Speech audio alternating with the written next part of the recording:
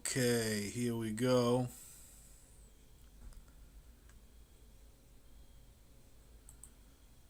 Two. The Tale of Inspector Legrasse. The older matters which had made the sculptor's dream and bas relief so significant to my uncle formed the subject of the second half of his long manuscript. Once before, it appears, Professor Angel had seen the hellish outlines of the nameless monstrosity, puzzled over the unknown hieroglyphics, and heard the ominous syllables which can be rendered only as Cthulhu, and all this in so stirring and horrible a connection that it is a small wonder he pursued young Wilcox with queries and demands for data.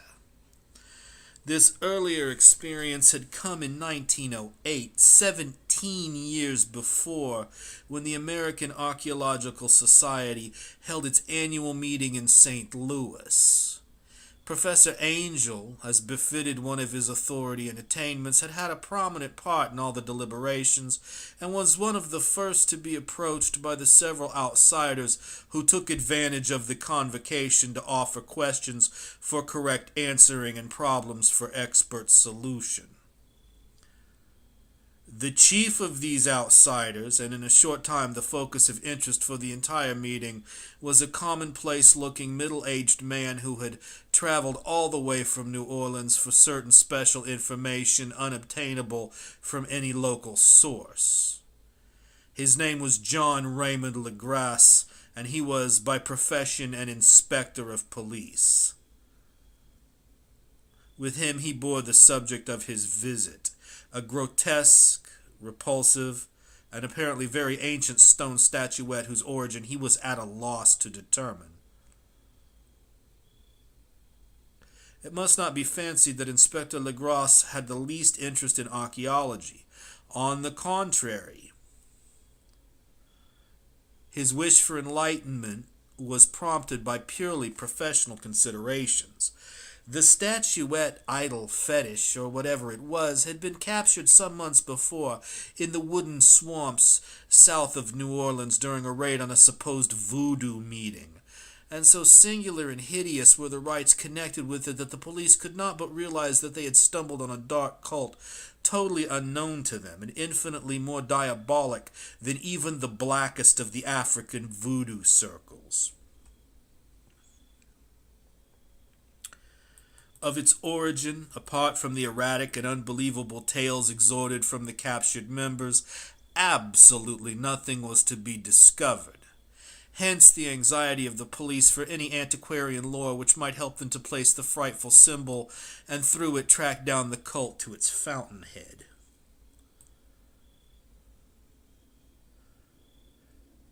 Inspector Legrasse was scarcely prepared for the sensation which his offering created.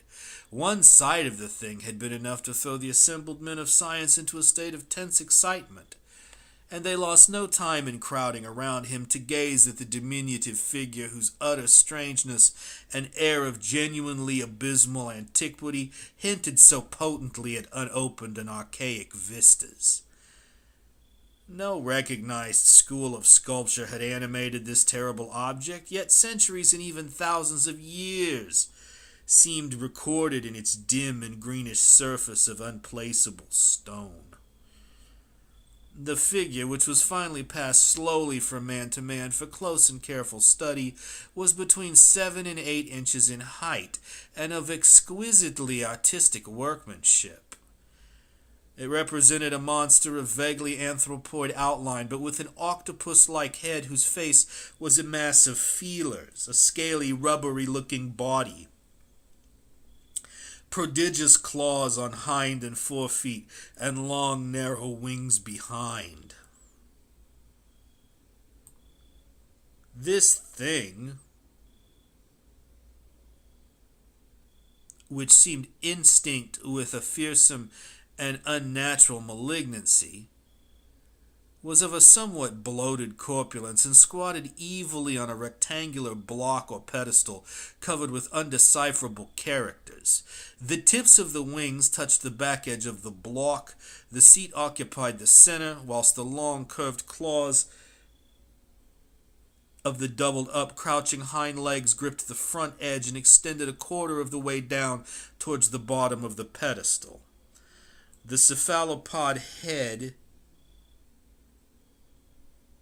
was bent forward so that the ends of the facial feelers brushed the backs of huge forepaws which clasped the croucher's elevated knees. The aspect of the whole was abnormally lifelike, and the more subtly fearful because its source was so totally unknown. Its vast, awesome, and incalculable age was unmistakable, yet not one link did it show with any known type of art belonging to civilization's youth, or indeed to any other time. Totally separate and apart, its very material was a mystery, for the soapy, greenish-black stone with its golden or iridescent flecks and striations resembled nothing familiar to geology or mineralogy. The characters along the base were equally baffling, and no member present, despite a representation of half the world's expert learning in this field, could form the least notion of even their remotest linguistic kinship. They, like the subject and material, belong to something horribly remote and distinct from mankind as we know it, something frightfully suggestive of old and unhallowed cycles of life in which our world and our conceptions have no part. And yet, as the members severally shook their heads and confessed defeat at the inspector's problem, there was one man in that gathering who suspected a touch of bizarre familiarity in the monstrous shape and writing, and who presently told with some diffidence of the odd trifle he knew. This person was the late William Channing Webb, professor of anthropology in Princeton University and an explorer of no slight note. Professor Webb had been engaged 48 years before in a tour of Greenland and Iceland in search of some runic inscriptions which he failed to unearth, and whilst high up on the West Greenland coast had encountered a singular tribe or cult of degenerate Eskimos, whose religion, a curious form of devil worship, chilled him with its deliberate bloodthirstiness and repulsiveness. It was a faith of which other Eskimos knew little and which they mentioned only with shudders, saying that it had come down from horribly ancient eons before ever the world was made. Besides nameless rites and human sacrifices, there were certain queer hereditary rituals addressed to a supreme elder devil, or Tornasuk, and of this Professor Webb had taken a careful phonetic copy from an aged Angahok, or wizard priest, expressing the sounds in Roman letters as best he knew how. But just now of prime significance was the fetish which this cult had cherished, and around which they danced when the aurora leaped high over the ice cliffs.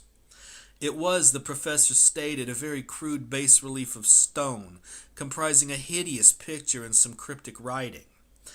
And, as far as he could tell, it was a rough parallel in all essential features of the bestial thing now lying before the meeting.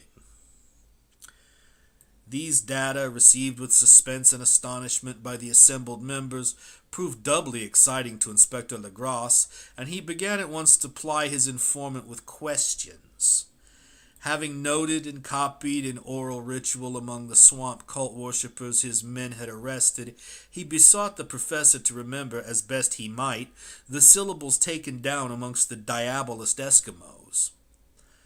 There then followed an exhaustive comparison of details, and a moment of really odd silence when both detective and scientist agreed on the virtual identity of the phrase common to two hellish rituals so many worlds of distance apart.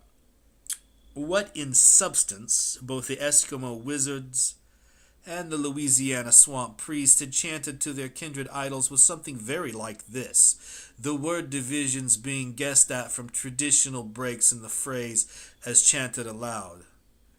Finglui, Minglui Nafa, Cthulhu Ralia, Waganagal Fatagan. Legrasse had one point in advance of Professor Webb, for several amongst Legrasse had 1 point in advance of Professor Webb, for several among his mongrel prisoners had repeated to him what older celebrants had told them the words meant. This text, as given, ran something like this. In his house at Ralia, dead Cthulhu waits dreaming. In his house at Ralia, dead Cthulhu waits dreaming. And now, in response to a general and urgent demand, Inspector Legrasse related as fully as possible his experience with the swamp worshippers, telling a story to which I could see my uncle attached profound significance. It savored of the wildest dreams of myth-maker and theosophist, and disclosed an astonishing degree of cosmic imagination among such half-castes and pariahs as might be least expected to possess it. On 1 November 1907, there had come to New Orleans police a frantic summons from the swamp and lagoon country to the south. The squatters there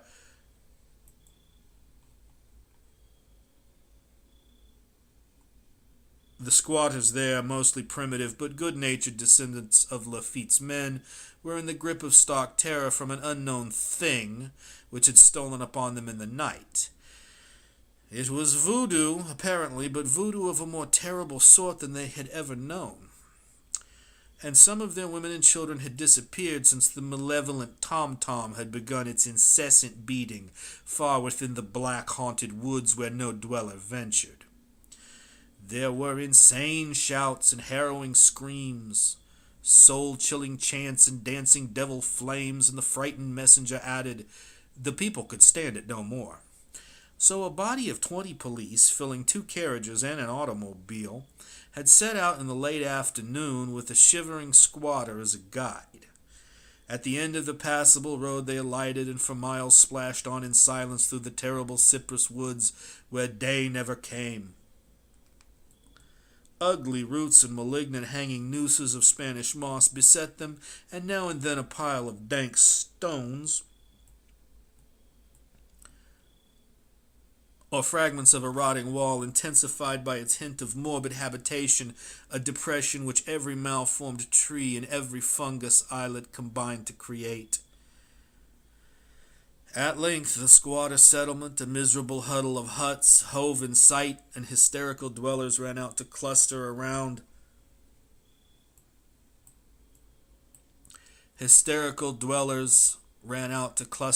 the group of bobbing lanterns.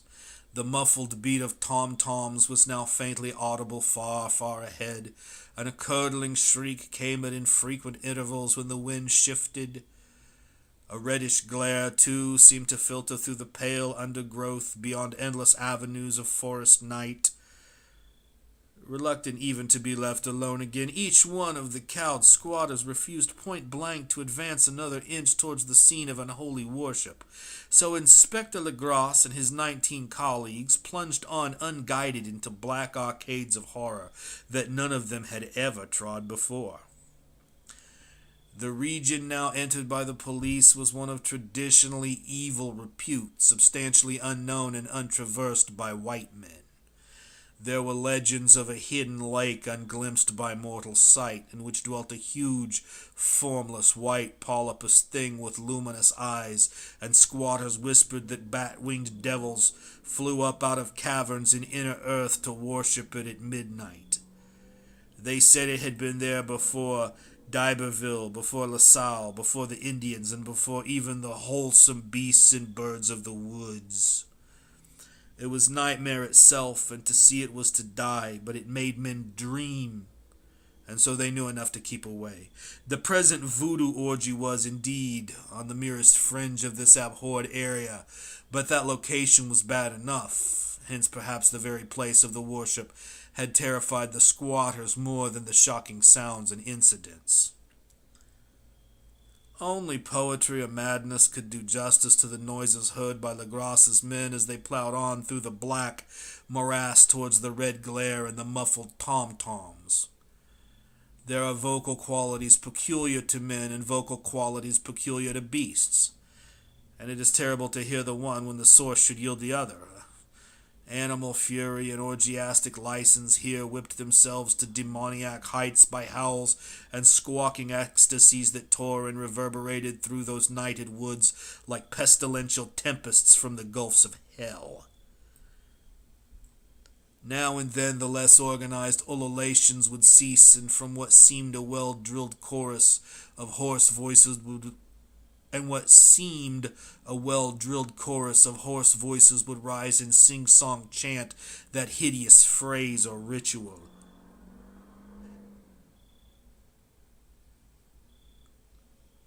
Funglue maglue nafa Cthulhu ralia huaga nagal futagan. Then the men, having reached a spot where the trees were thinner, came suddenly in sight of the spectacle itself. 4 of them reeled, 1 fainted, and 2 were shaken into a frantic cry, which the mad cacophony of the orgy fortunately deadened.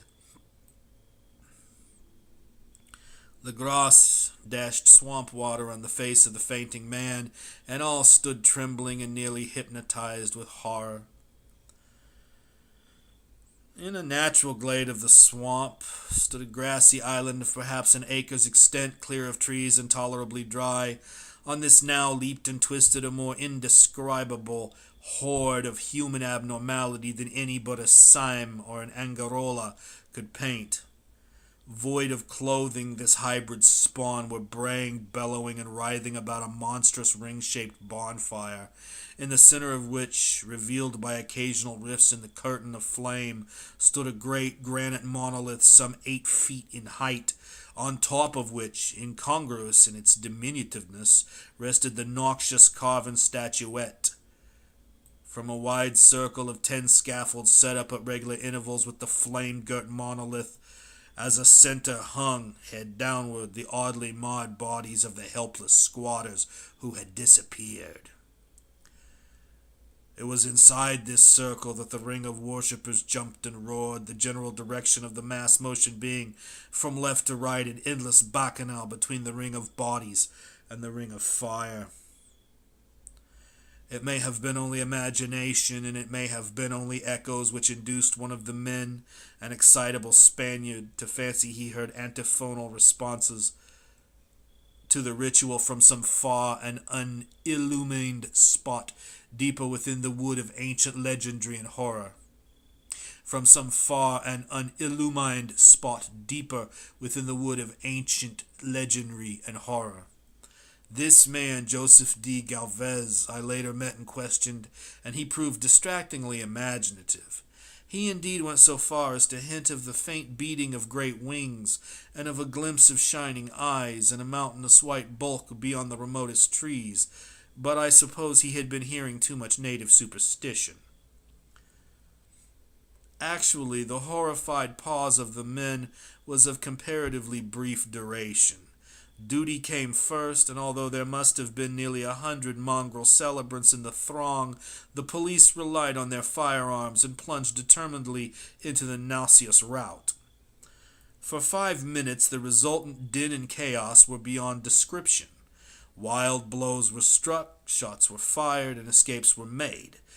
But in the end Legrasse was able to count some 47 sullen prisoners, whom he forced to dress in haste and fall into line between 2 rows of policemen.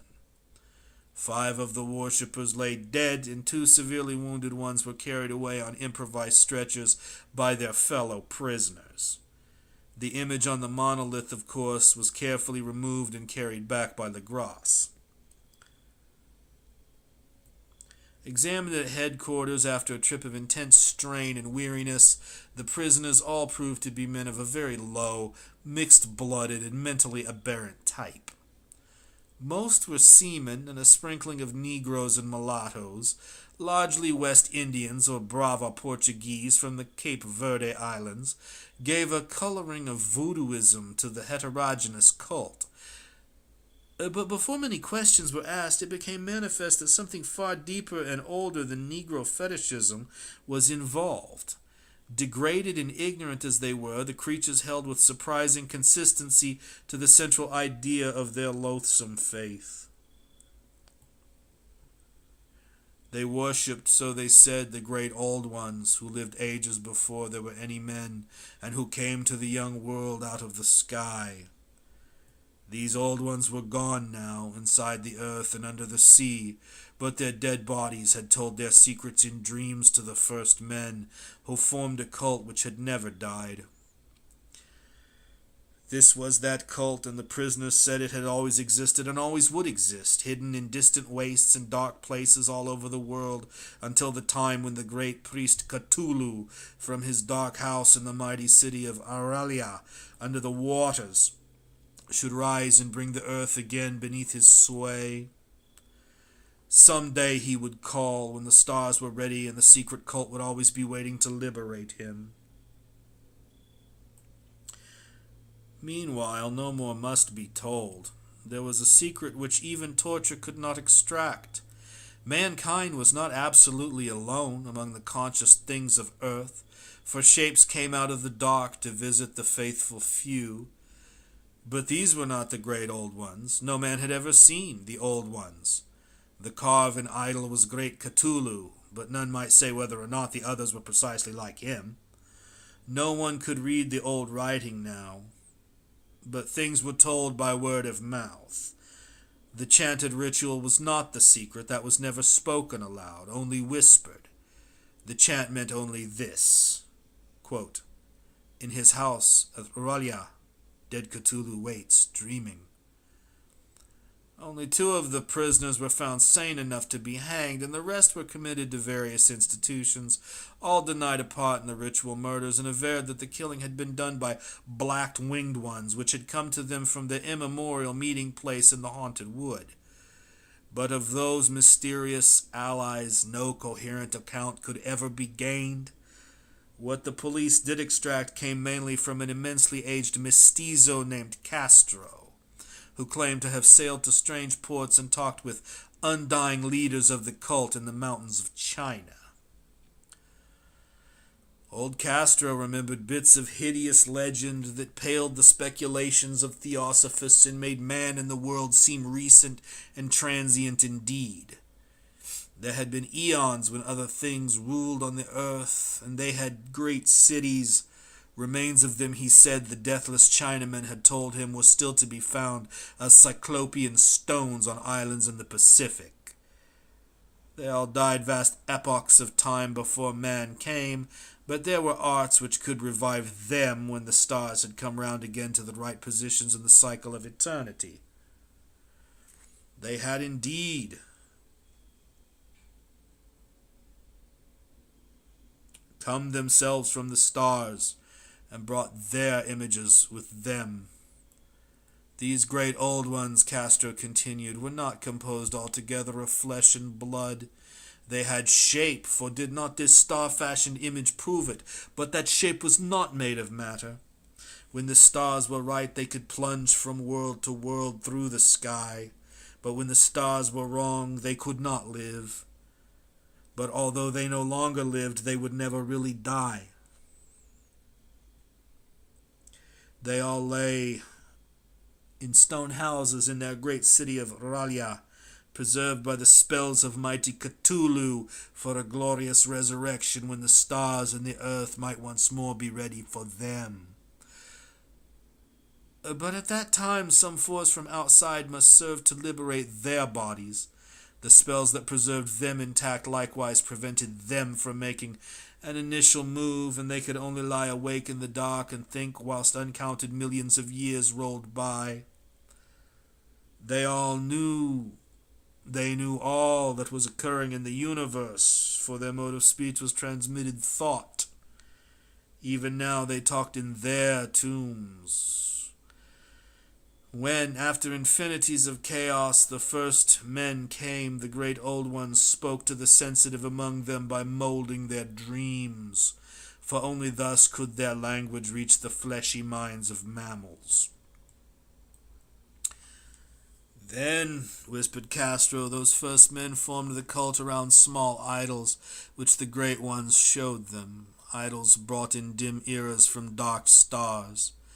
That cult would never die till the stars came right again, and the secret priests would take great Cthulhu from his tomb to revive his subjects and resume his rule of earth. The time would be easy to know, for then mankind would have become as the great old ones, free and wild and beyond good and evil, with laws and morals thrown aside, and all men shouting and killing and reveling in joy. Then the liberated old ones would teach them new ways to shout and kill and revel and enjoy themselves, and all the earth would flame with a holocaust of ecstasy and freedom. Meanwhile, the cult, by appropriate rites, must keep alive the memory of these ancient ways and shadow forth the prophecy of their return. In the elder time, chosen men had talked with the entombed old ones in dreams, but then something had happened. The great stone city Radia, with its monoliths and sepulchres, had sunk beneath the waves and the deep waters, full of the one primal mystery through which not even thought can pass, had cut off the spectral intercourse, but memory never died, and high priests said that the city would rise again when the stars were right. Then came out of the earth the black spirits of earth, moldy and shadowy and full of dim rumors picked up in caverns beneath forgotten sea bottoms. But of them old Castro dared not speak much. He cut himself off hurriedly, and no amount of persuasion or subtlety could elicit more in this direction. The size of the old ones, too, he curiously declined to mention. Of the cult, he said that he thought the center lay amid the pathless deserts of Arabia, where Irem, the city of pillars, dreams hidden and untouched. It was not allied to the European witch cult and was virtually unknown beyond its members. No book had ever really hinted of it, though the deathless Chinamen had said that there were double meanings in the Necronomicon of the mad Arab Abdul al-Hazrad, which the initiated might read as they chose. Especially the much-discussed couplet, "That is not dead which can eternal lie, and with strange eons even death may die." Legrasse, deeply impressed and not a little bewildered, had inquired in vain concerning the historic affiliations of the cult. Castro apparently had told the truth when he said that it was wholly secret. The authorities at Tulane University could shed no light upon either cult or image. And now the detective had come to the highest authorities in the country and met with no more than the Greenland tale of Professor Webb. The feverish interest aroused at the meeting by Legrasse's tale, corroborated as it was by the statuette, is echoed in the subsequent correspondence of those who attended, although scant mention occurs in the formal publication of the society. Caution is the first care of those accustomed to face occasional charlatanry and imposture. Legrasse for some time lent the image to Professor Webb, but at the latter's death it was returned to him and remains in his possession, where I viewed it not long ago. It is truly a terrible thing, and unmistakably akin to the dream sculpture of young Wilcox.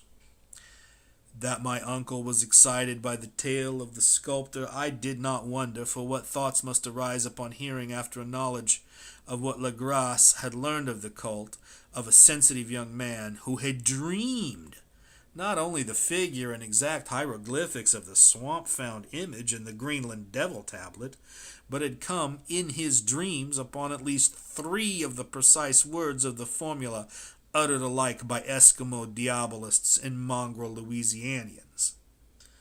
Professor Angel's instant start on an investigation of the utmost thoroughness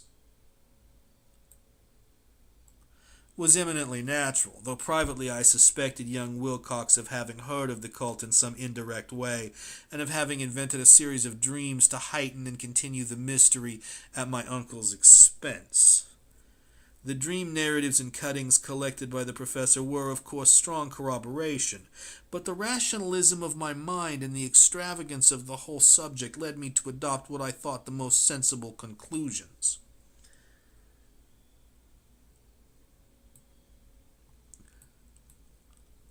So, after thoroughly studying the manuscript again and correlating the theosophical and anthropological notes with the cult narrative of Legrasse, I made a trip to Providence to see the sculptor and give him the rebuke I thought proper for so boldly imposing upon a learned and aged man.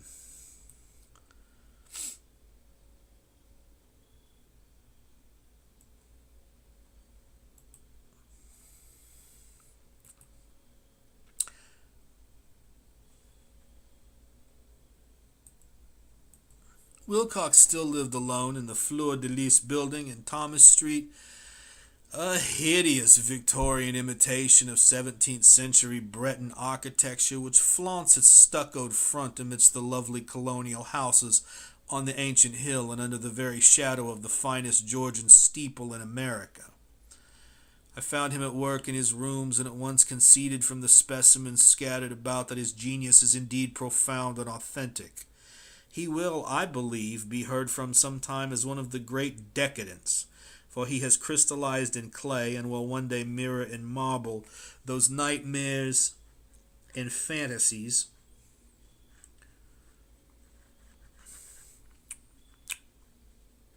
Come on.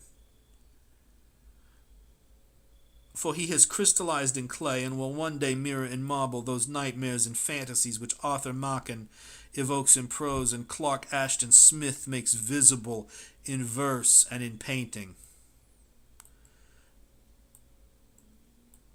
Dark, frail, and somewhat unkempt in aspect, he turned languidly at my knock and asked me my business without rising. When I told him who I was, he displayed some interest, for my uncle had excited his curiosity in probing his strange dreams, yet had never explained the reason for the study. I did not enlarge his knowledge in this regard, but sought with some subtlety to draw him out. In a short time I became convinced of his absolute sincerity, for he spoke of the dreams in a manner none could mistake. They and their subconscious residuum had influenced his art profoundly, and he showed me a morbid statue whose contours almost made me shake with the potency of its black suggestion. He could not recall having seen the original of this thing except in his own dream bas-relief. But the outlines had formed themselves insensibly under his hands. It was no doubt the giant shape he had raved of in delirium, that he really knew nothing of the hidden cult save from what my uncle's relentless catechism had let fall. He soon made clear, and again I strove to think of some way in which he could possibly have received the weird impressions. He talked of his dreams in a strangely poetic fashion, making me see with terrible vividness the damp cyclopean city of slimy green stone, whose geometry, he oddly said, was all wrong, and hear with frightened expectancy the ceaseless half-mental calling from underground, "Cthulhu vertagen! Cthulhu vertagen!" These words had formed part of that dread ritual which told of dead Cthulhu's dream vigil in his stone vault at Ralia. And I felt deeply moved despite my rational beliefs. Wilcox, I was sure, had heard of the cult in some casual way and had soon forgotten it amidst the mass of his equally weird reading and imagining. Later, by virtue of its sheer impressiveness, it had found subconscious expression in dreams, in the bas-relief, and in the terrible statue I now beheld, so that his imposture upon my uncle had been a very innocent one. The youth was of a type, at once slightly affected and slightly ill-mannered, which I could never like. But I was willing enough now to admit both his genius and his honesty. I took leave of him amicably and wish him all the success his talent promises. The matter of the cult still remained to fascinate me, and at times I had visions of personal fame from researches into its origin and connections. I visited New Orleans, talked with Legrasse and others of that old-time raiding party, saw the frightful image, and even questioned such of the mongrel prisoners as still survived. Old Castro, unfortunately, had been dead for some years. What I now heard so graphically at first hand, though it was really no more than a detailed confirmation of what my uncle had written, excited me afresh, for I felt sure that I was on the track of a very real, very secret, and very ancient religion, whose discovery would make me an anthropologist of note. My attitude was still one of absolute materialism, as I wish it still were, and I discounted with the most inexplicable perversity the coincidence of the dream notes and odd cuttings collected by Professor Angel. One thing which I began to suspect, and which I now fear I know, is that my uncle's death was far from natural. He fell on a narrow hill street leading up from an ancient waterfront swarming with foreign mongrels. After excuse me, after a careless push from a Negro sailor. I did not forget the mixed blood and marine pursuits of the cult members in Louisiana, and would not be surprised to learn of secret methods and poison needles as ruthless and as anciently known as the cryptic rites and beliefs. Legrasse and his men, it is true, have been let alone, but in Norway a certain seaman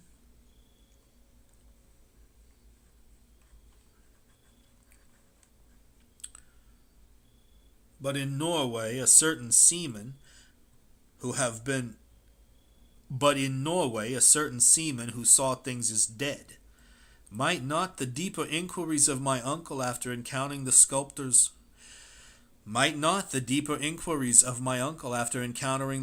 data have come to sinister ears? I think Professor Angel died because he knew too much, or because he was likely to learn too much. Whether I shall go as he did remains to be seen, for I have learned much now.